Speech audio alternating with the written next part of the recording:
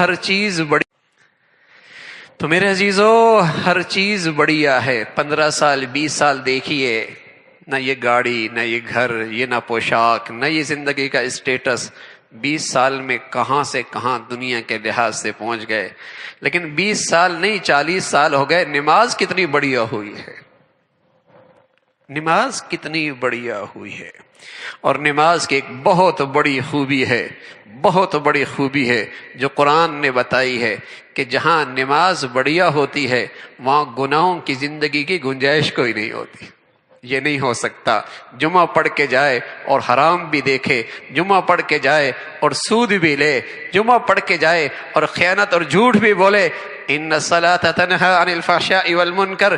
جہاں نماز بڑھیا ہے وہاں گناہوں کی گنجائش کوئی نہیں. گناہ اور نمازی دونوں نہیں اکٹھے ہو سکتے. مرچوں کی تاثیر بدل گئی کیا؟ صدیاں گزر گئیں. نمک کی تاثیر بدل گئی کیا؟ کہ زمانہ بہت بدل گیا، اب نمک میں کڑواہٹ آ گئی ہے. زمانہ بہت بدل آ گیا ہے، اب جو ہے چینی میں مٹھاس کے بجائے کڑواہٹ آ گئی ہے. اب آگ کے انگارے میں ٹھنڈک آ گئی ہے، تپش ختم ہو گئی. کہیں گے نا میاں صدیاں ہو گئیں، آگ کے انگارے میں اب بھی تپش ہے، اور برف کے ٹکڑے میں اب بھی ٹھنڈک ہے، اور نمک میں اب بھی نمکین پنا ہے، اور مرچوں میں اب بھی کڑواہٹ ہے، اور چینی میں آج بھی مٹھاس ہے. ہماری آنکھیں تجربے یہ کر دیکھ رہے.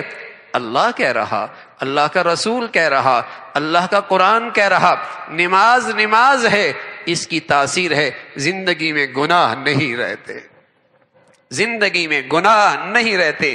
ہاں میرے عزیزو، مرچوں میں ملاوٹ ہو پھر تاثیر کہاں رہتی ہے، دواؤں میں ملاوٹ ہو پھر تاثیر کہاں رہتی ہے. جب سے میری نماز میں ملاوٹ آ گئی تاثیر اتنی ختم ہوئی. جمعہ پڑھا عصر غیب ہے، عصر پڑھی مغرب غیب ہے، عشاء پڑھی فجر غیب ہے. ارے اس گناہ سے بھی اسے نہیں روکا. کیسی اس کی نماز ہے، کیسی اس کی نماز ہے. نماز نماز ہو اللہ کا حکم سمجھ کے، نماز کی عظمت کے ساتھ، اور اس تاثیر کو سامنے رکھے. نماز پڑھ رہا ہوں، اے اللہ اس سے میری زندگی کے گناہ نکل جائیں. پھر دیکھیے نماز کیا تاثیر دکھاتی ہے. اللہ ایک دن زندگی کا انشاءاللہ ایسا بھی عطا فرمائیں گے کہ زندگی گناہوں سے پاک ہو جائے گی.